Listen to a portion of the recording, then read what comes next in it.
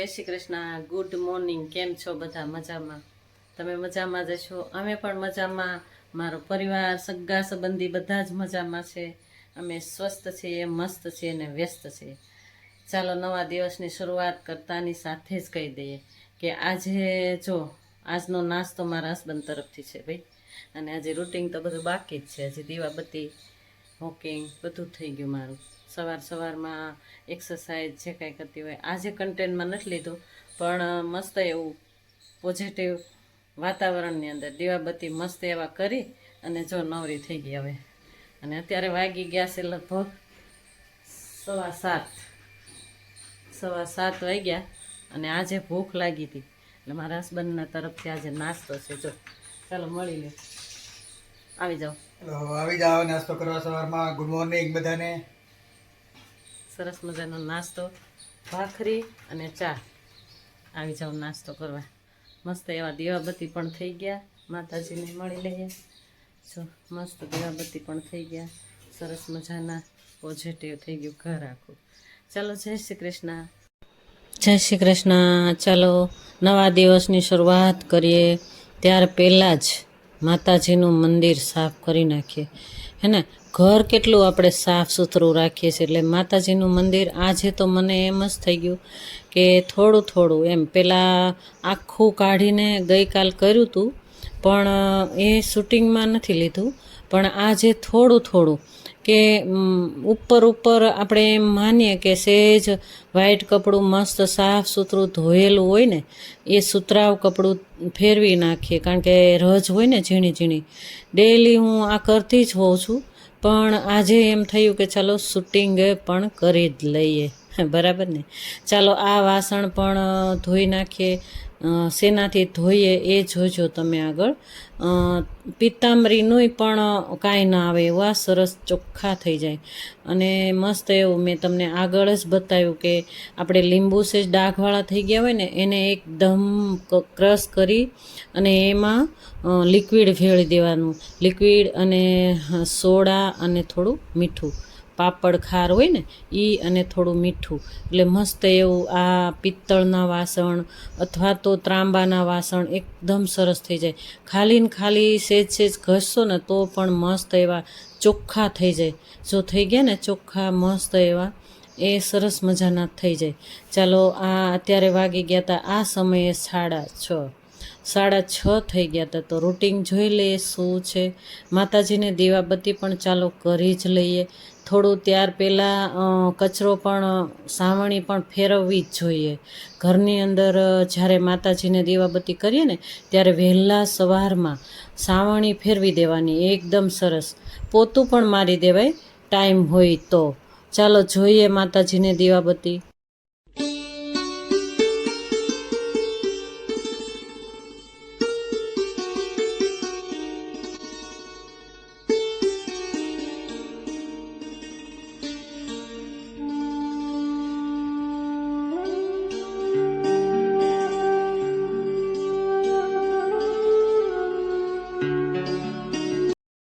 સરસ મજાના દીવાબત્તી કરે અને કુળદેવી માને એકદમ પોઝિટિવ વાતાવરણની અંદર આપણે ઘરની અંદર જ આહ્વાન કરીએ.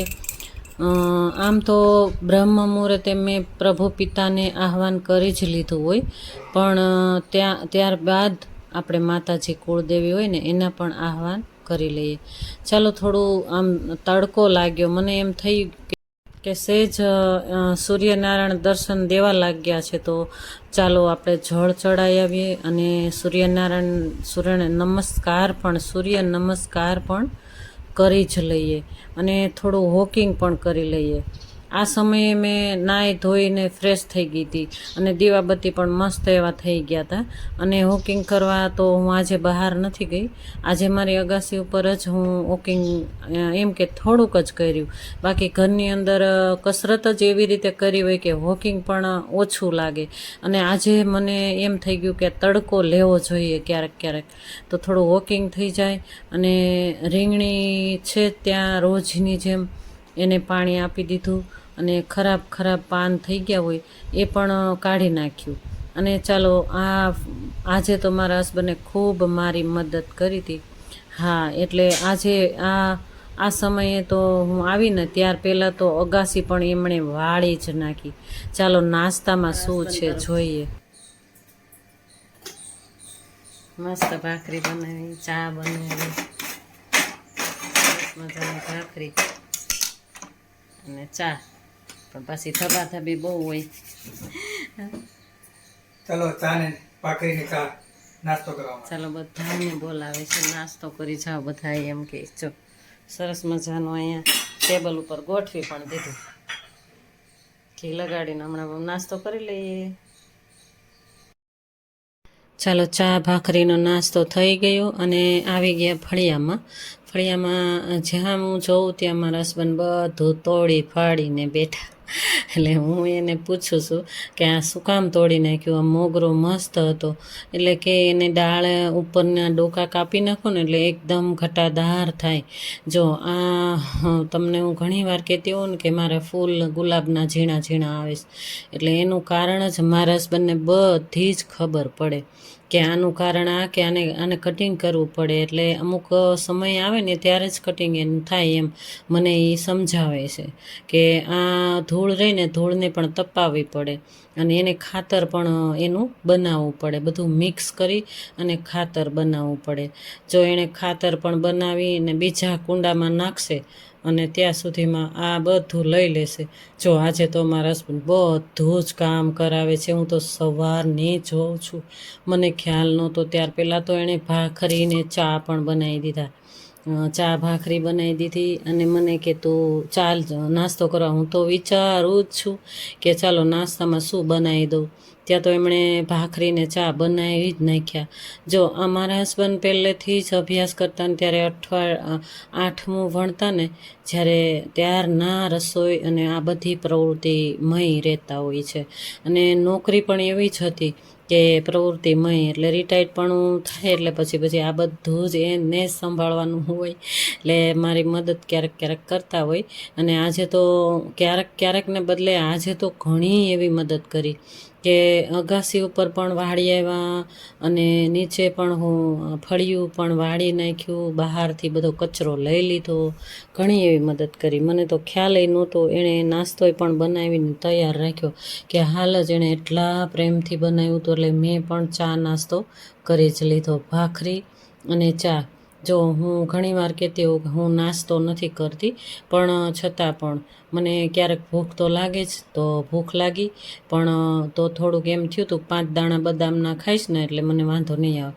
પણ ત્યાં મારા હસબન્ડે બનાવી નાખ્યું, મને તો ખ્યાલ નહોતું. બોલો, એટલે એણે એટલા પ્રેમથી બનાવ્યું. એટલે ચા અને ભાખરી અમે બંને જણાએ નાસ્તો કરી અને પછી આવી ગયા ફળિયામાં એ બધું કામ પતાવી સાફ સૂફ કરી અને મસ્ત એવી ધૂળ હતી ને એને તપાવવા નાખી દીધી હશે બહાર, મને એ ખ્યાલ નથી. બોલો, અને ફળિયું સાફ કરી અને આ સમયે પાણી આવ્યું હતું. એટલે પાણી આવ્યું એટલે ઘણું એવું કામ હોય કે ફૂલ છોડને એકદમ ધૂળ લાગી ગઈ હોય એટલે પાણીના ફુવારા મારવા જ પડે.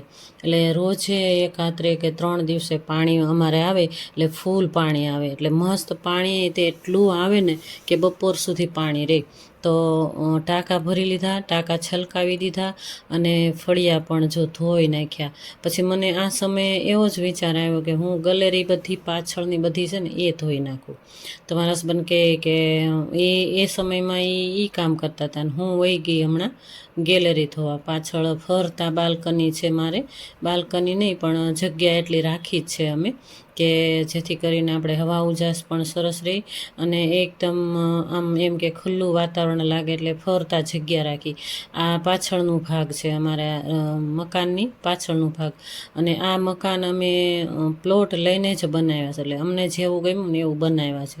પણ આ જ્યારે ઘણીવાર કાંઈ તૂટફાટ થઈ હોય ને તો પછી સિમેન્ટ લગાવી હોય ને તો પછી પાછળનો ભાગ રહ્યો ને એટલે અમે એમની એમ રહેવા દઈએ, પછી એમાં કાંઈ ફેરફાર ન કરીએ. પણ જો આ બધું વેસ્ટેજ પડ્યું હોય દરવાજાના આન તેન, એટલે એ બધું આડાવડું મેં પછી કાંઈ ન કરું કે સુકાઈ જશે. આ ઉનાળો ચાલે છે એટલે વાંધો નહીં આવે એમ કરીને બધી જ ગલેરી આખી સરસ એવી ચોખ્ખી કરી નાખી, સાવણો ઘસી ઘસીને. આમ તો હું રોજે એમ કે એકાત્રાના દિવસે વાળી અને પોતું મારી દઉં, ડોલ આખી 1-2 ડોલ ઢોળી અને પોતું મારી દઉં મસ્ત એવું. ચોખ્ખી જ છે પણ તો પણ ધૂળ આવી હોય ને એ બધી સાફ થઈ જાય. એટલે આ સમયે મને એ વિચાર આવ્યો ને એ મારા હસબન્ડ ફૂલ છોડમાં લાગી ગયા. ચાલો બંને જણા હંપીને કામ કરીએ ને તો જલ્દી એવા ઘણા એવા કામ એવા હોય ને કે બધા સરસ એવા આપણે પૂર્ણ રીતે પૂરા થાય ભાઈ. અને જો અમે તો બંને જણા અમે હવે ઘરે જ રહી એટલે બંને જણા સંપીને બધું જ કરતા જ હોઈએ કામ. પણ એને ઘણીવાર કંટાળો આવે ને તો ક્યારેય 2-3 દિવસ વયા જાય ને તો કાંઈ ન કરે. ક્યારેક એને એવું થાય ને કે હાલો કરાવું. જો આજે પક્ષીઓનું કુંડું છે ને પાણીનું, એ જો કેવું ચિતરીને ભરી મૂક્યું હતું. એ 1 દિવસ જાય ને 2 દિવસ જાય ને એટલે એને સાફ કરવું જ પડે. તો એ મારા હસબન્ડ જ કરતા હોય, હું ઉપર મને ન ઉપર ચડવા દે કે તાર તું ક્યાંક પડીશ નથી તાર ચડવું એમ. એટલે મારે આ કુંડું પણ પક્ષીઓનું, અને જો ત્યાં જ એને રાખ્યા છે ખોરાકના, તો એમાં કાંગ નાખ્યા છે તો કાંગ જ ભાવે. ચકલા કાબર ને બધા ભેગા થાય ને તો કાંગ ભાવે. તો કાંગના ફોતરા કેટલા ઉડાડે નીચે, તો એને એ ભાવે. ચોખાની કણકી તો અડે જ નહીં. જો સાફ સુથરું ઘર કિચન આખું સાફ કરી નાખ્યું, અને બહાર પણ ફળિયા પણ મસ્ત એવા સાફ થઈ ગયા. આ સમયે કપડાં પણ ધોઈ અને સૂકવી દીધા. આજે મારા જ કપડાં ભેગા કર્યા હતા મેં મારે, કારણ કે બહુ 2 દિવસ 3 દિવસ થાય ને તો મારે એકલી ના જ હોય કપડાં વધુ. અને મારા હસબન્ડના તો મેં અગાઉથી જ ધોઈ અને આગળ નાખી દીધા હતા. પણ આ જો હવે તમને બતાવું કે આ શાકભાજી લેવા જઈએ ને ત્યારે એ થેલીઓ બધી તૂટી ગઈ હતી. તો એક એવું પેન્ટ હતું ને કે મારા હસબન્ડે કાઢી નાખ્યું. તો એ લઈને વેસ્ટમાંથી બેસ્ટ પણ ક્યારેક હું આ બનાવતી હોઉં છું. તો આ કટિંગ મેં કર્યું ને ત્યારે મને યાદ જ ના આવ્યું કે હું કન્ટેન ઉતારું એમ. ત્યારે મેં કટિંગ કરી નાખ્યા પછી જ મને એમ થયું કે ચાલો હવે. અને આજે થોડો ટાઈમ હતો એટલે આવી થેલીઓ મારે હજી 2-3 બનાવવાની જ છે. તો આજે થોડો ટાઈમ હતો કે 12:30 જેવું થઈ ગયું હતું. રસોઈ બાકી જ હતી, રસોઈ બનાવવાની બાકી જ હતી. તો મને એમ થયું કે ચાલો થોડું ભાખરીને એવું બધું ખાધું છે એટલે ચાલશે, તો થોડી મોડેથી રસોઈ બનાવી. તો રસોઈ પણ મસ્ત એવી બનાવવાની બાકી છે. અને સરસ એવી થેલી જો મસ્ત વચ્ચેનો ભાગ હોય ને એને સરસ મજાની પટ્ટી લગાડી દેવાની, માપ કરી અને ફરતા પટ્ટી લગાડી દેવાની 3-3 ઇંચની. એટલે મસ્ત એવું એનું શેપ આવે, નાની લાગે અને આમ બધું સમાઈ જાય, મોટી પણ લાગે. અને નાકા પણ એટલા જ આપણે સિલાઈ લેવાની જ, નહીંતર નાકા પણ તૂટતા વાર ન લાગે. કેમકે હવે હમણાં અમારે ખેતીનું ચાલુ થશે ને વાડીનું, એટલે આ બધી થેલીઓની જરૂર પડશે જ. જેન તેન બધું લાવશે ને લઈ જશે ને, એટલે થેલીઓ પણ મારે સ્ટોરેજ રાખવી જ પડશે. આ એક બનાવીને હજી 1-2 બનાવી નાખવાની છે કે જ્યારે મને ટાઈમ મળશે બપોર પછી ત્યારે મારે બનાવવાની છે. કમ્પ્લીટ મસ્ત એવી થેલી તૈયાર થઈ ગઈ ને. જો ચાલો હવે આગળ રસોઈ પણ બનાવવાની છે જ ભાઈ બાકી. તો 12:30 કે 1:45 થવા આવ્યો હતો. અને આ સમયે મારા હસબન્ડ ગયા હતા બજારમાં, એટલે થોડો ટાઈમ પણ હતો કે ચાલો આ પણ કામ કરી નાખીએ. જો સરગવો, બટેટા અને વટાણા એ બોઇલ થવા મૂકી દીધા.